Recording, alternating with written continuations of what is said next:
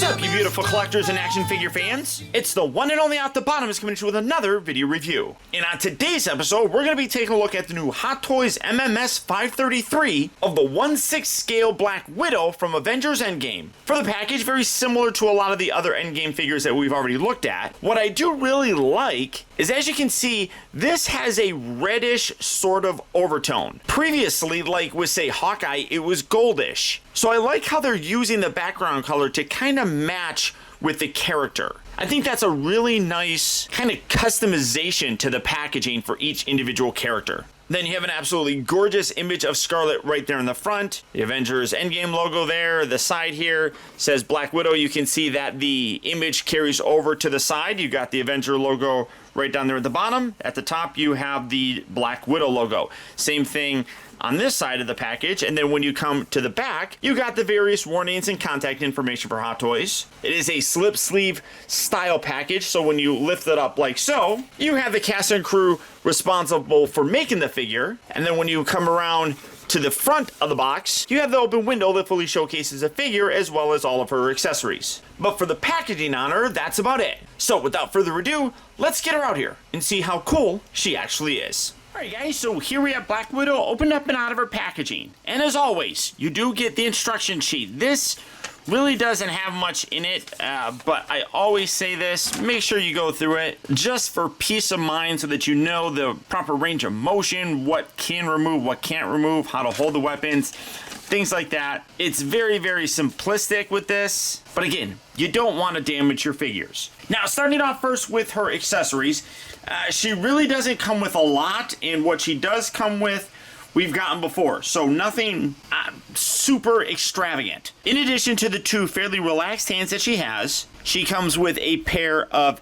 fisted hands. The right one here are just done up in a fingerless glove sort of look. The opposite side here, the left hand, does have the time-space GPS. Great detail on there, probably better than even Hawkeye's. I think that looks really good. The paint detail is very crisp on it. There's not a lot of kind of splotching or anything. That was something I noticed during my editing when I zoomed in. I'm like, oh, that actually is a little bit sloppy looking. So I'm sorry I didn't mention that, but that looks really good.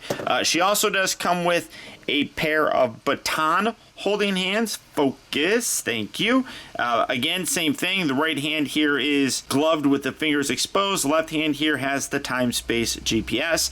And then she also does come with a pair of trigger finger hands. Focus. There we go. Again, same basic thing. But again, real nice paint detail on there as well. Like I said, really nice and clean. Now that's one thing that I do like about this particular version of Black Widow. She went back to having guns. Oh, she also comes with the more petite wrist pegs that the female figures come with. But in the Infinity War version, she didn't come with any guns. She just came with those like weird shock thingies. But she's got her little pistols now. Again, great detail. I don't know necessarily if this is a reuse from something that we got previously. But again, very simplistic. It's just done up in a black plastic. You can remove the... well, let me do it on this one because I just did that. There we go. You can remove the clip. You got the little painted detail with the bullets right there. And then this back section does have a spring-loaded section. Why you would really want to do that is kind of pointless because it's not like you can really use that with a figure because it springs right forward. So it seems kind of pointless. But you have this. You can come around here to these holsters and slide those in. Maybe. What's going on? Why are you not sliding in there? No, there we go. Why is this one not going in very well?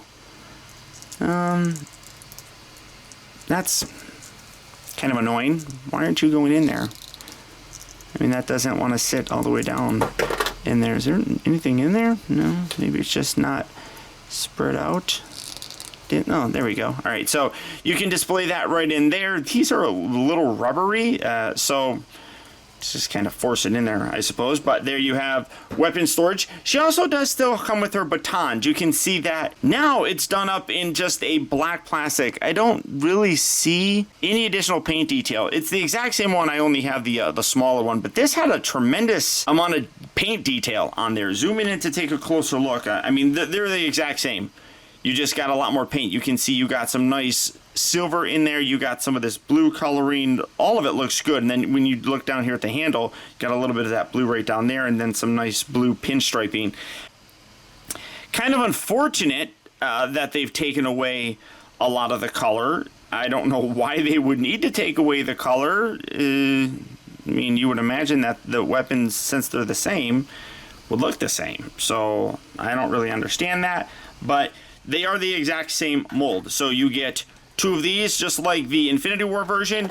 You get a connected one that, again, I don't know why they couldn't have just made this connect, because it's the exact same thing. And then you get 2 of these smaller ones that do plug into her back. So coming up to take a look at that, we're just going up there. Oh, there we go. There she is. So you got that same back piece that she had, bringing in the, just for comparison, that's the exact same. So you just got some dry brushing and everything on there, which again, looks nicer in my opinion, but it is the exact same thing. So you just take this and you plug that inside there and there, so you can have her reach back and pull her weapons out. So you do have that for display and storage purposes of the figure. Then the only other accessory that she comes with is the display stand. I really do like this. The way that Black Widow logo looks in there looks really very cool. You got that spot varnish with the Avengers A, then of course the Endgame logo, Black Widow. Somebody mentioned this in my review of Ant-Man, and you know what? Honestly, it's worth noting that they put Scott Lang on that. It's not like they don't have regular names, but for some reason they didn't put Ant-Man on his, because they're always putting the character's like code name. Otherwise, this should say Natasha Romanoff. I don't know why they put Scott Lang. That's weird. But it's that hexagonal shape. You got the adjustable cradle. Really nice. I wish that was still silver, but for her accessories, that's it. Like I said, you don't get a lot. I mean, you don't typically get a lot with Black Widow releases. At least these were different accessories when we got these from the Civil War version. But it is definitely disappointing that all they did was just mold it in black. They could have added some extra paint detail. That's definitely a lackluster sort of thing. But accessory-wise, that's really about it. Now, punching in to take a closer look at the figure, sculpt-wise, I think they did a tremendous job. For the first time in the history of Black Widow figures, we have sculpted hair. Every other release has been rooted. And say what you want about it, the sculpted hair look allows for a fairly accurate representation of the character. With the rooted hair, you always had to style it and all that stuff to get it to look right. This way, you don't. But what I don't like is the ponytail, to be totally honest. It's done here on the side, but you can only put it there. Now, it's a softer material, but you can see it doesn't drape and stay down like hair should. It's gonna pop right back up. Now, I could probably heat that up and bend it to lay a little bit more naturally, but I'm not a big fan of that, and you can't really do anything else with it. I mean, you can rotate it around perfectly fine, but you can't put the hair on the other side. It doesn't limit the articulation or anything, but again, when you rotate it, now it's sticking up, where hair wouldn't do that. It would kind of drape down. So it does kind of hinder the overall posing ability. I mean, if you go like that, I mean, again, you'll have to push it down to kind of get it to sit down. Also, one thing that I'm not a big fan is the coloration of it, and it also gets caught under her collar. Now, at the end of Infinity War, she had, well, throughout Infinity War, she had very bleached blonde hair. Her natural hair color is red. So what you saw as time progressed, you know, the whole 5-year thing, was it was almost like her hair grew out because it was much shorter. And when hair grows out, the natural color is from the root down, and then whatever is dyed is going to be at the tip. So her blonde hair should be down here. Now, it is a little bit more blonde, but definitely not as blonde as it should be. I mean, that was white blonde, so I feel like that really should be a lighter color. In general, it's not bad. The sculpt is fantastic. It might be one of the best Scarlett Johansson sculpts that we've gotten. It is an improvement over that previous Infinity War one, especially in the skin tone. It is really well done. Paint on here is top notch. Her eyes are gorgeous. The lip coloring looks fantastic. All of it looks great. Looking at the rest of the suit, now they decided to go back to that rubbery sort of material for the suit. What ends up happening with that, though, is it even when you feel it, it has a sticky feel to it. Even when you smell it, it smells like rubber. So things tend to adhere to it. So I want to leave something bent for a long period of time. I mean, as it is, like, the bunching is probably going to be bad, but that's something that, I mean, it's replicated, especially in terms of the texture, very nicely to how the actual suit looks. I just don't like the materials that they used to recreate it. You got some nice shoulder pads on here. They are permanently attached. It just feels like it's glued on there or something, or maybe that is a separate piece. Oh no, yeah, that's a separate piece, but that's just glued on there. Come around to the back again, kind of like I showed before. You do have, I believe it's the exact same back harness, but a clean paint job. I do wish that that had that dry brushing to give it a little bit of wear. The belt looks amazing. You got some nice silver detail around here. I don't know if we've ever gotten this belt before. It does look new. You have some slight dry brushing here in the front. You got her Black Widow logo right there. Overall, really nice. I mean, there is some dry brush here on the back as well, giving it a more metallic look.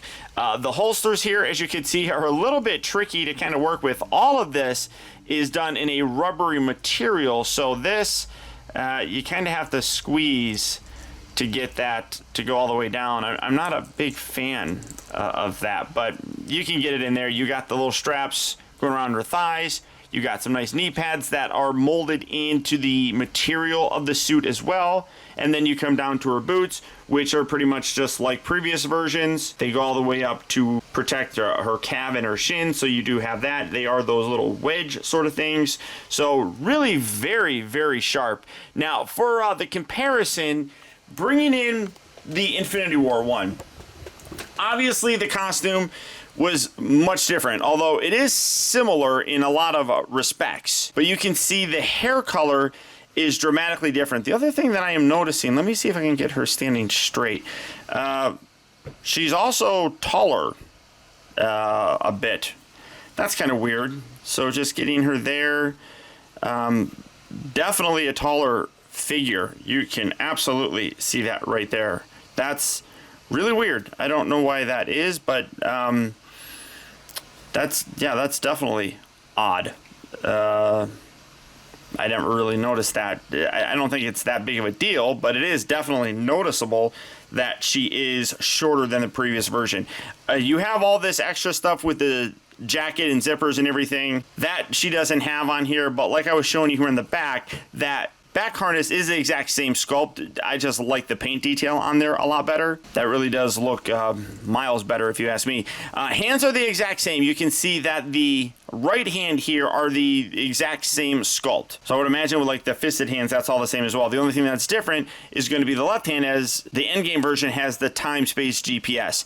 The boots are pretty much, no, those are different as well, but they are a little bit smaller as well. So that's kind of weird. But they also had that whole edge thing, and then it's a whole boot, so you were limited in terms of the articulation. The belt here is a little bit different. Obviously, you got the Black Widow. I like that a whole lot more. That looks nice. And then the subtle little additions of red throughout her suit really do look nice. Like right up here, it's a little bit metallic, which is nice. You got a couple extra little dots up here as well. You got some of that around her little stingers. They don't have this extra bit that shoots out, so those are different. I do like that. But the other thing, it's the skin tone. I mean, this is for some reason, I mean, it's much more pronounced with the absolutely platinum blonde hair.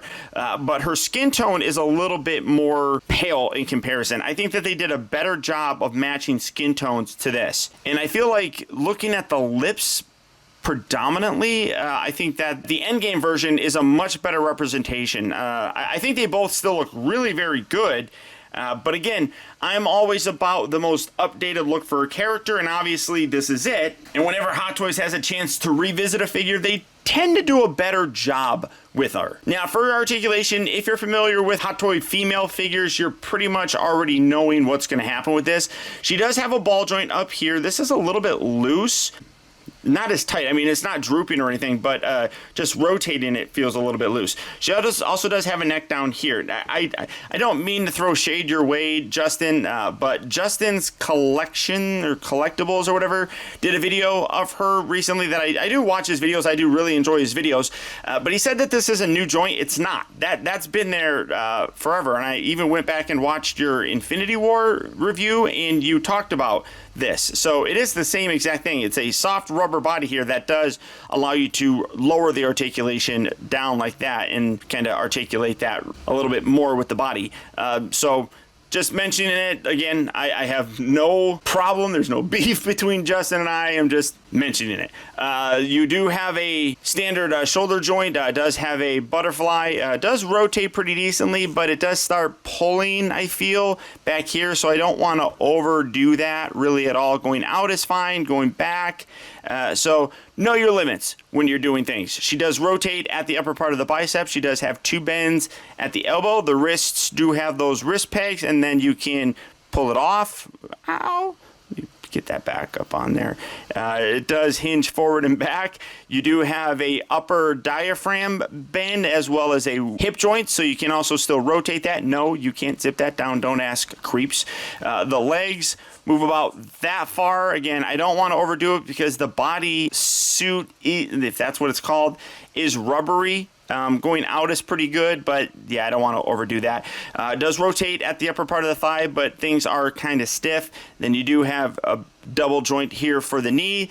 Nothing at the ankles, unfortunately, though. The boot limits that. It is a common thing with Black Widow figures. I remember the obviously Infinity War one had that. I don't remember about the other ones, but I don't believe that they were all that different. I mean, she still stands pretty decently, even though that her feet aren't flat on the ground. I mean, you can still spread the legs pretty decently and get her, for the most part, to stand. If she doesn't fall, I do have a slightly uneven surface here, so that results in the falling. But, you can spread her legs. I mean, you can't get terribly dramatic poses with her, but I am a very much museum pose type of guy. I like the figures just kind of standing there. That's more than likely the most extreme pose that she's going to have, at least in my personal display. I mean, so all the joints are there. It is limited because of the suit, but that's not something that we haven't experienced before with other Black Widow figures. Overall, though, I am really happy with this release. Granted, a lot of stuff has been reused in terms of her accessories. I also don't like the rubbery suit that they went with, and I feel like the hair, at least in the tip, could have been a lot more blonde. But Hot Toys has done an amazing job of recreating the outfit, and in my opinion, capturing her likeness. In my opinion, this is another outstanding release by Hot Toys, and we seem to be getting them a lot more frequently all of a sudden. So, all that being said, if this version of Black Widow is a figure that you would like to add to your collection, if you want to get her a little bit early, she is available right now with my friend overseas, Tim Sent. To pick her up through him, I'll put a link right down in the video description. Or if you want to go the standard route and wait a little bit longer and just get her through Big Bad Toy Store, I'll put a link for that also down in the video description. One other way that you can get this figure is from me. Even though I still got this early, I still have my pre-order. So if you want to get that, let's get this video to 1,000 likes. And if you want to enter, once I hit that 1,000 likes, I'll pick someone who left a comment in the comment section. So all you gotta do, hit that like button and leave me a comment. And when this video hits 1,000 likes, I'll pick one of you to receive my pre-order when it finally comes in. So good luck. Before I go, I also want to send a huge shout out to all of my patrons. You guys really help a lot. Right now, with things all over the place, your continued support really helps to make reviews like this possible. And if anybody else would like information on how you can help support my channel by becoming a patron, feel free to check out my Patreon page at patreon.com/Optibotimus. And as always, remember that the real trouble with the world is that too many people grow up. Thank you for watching and taking the time to be a kid.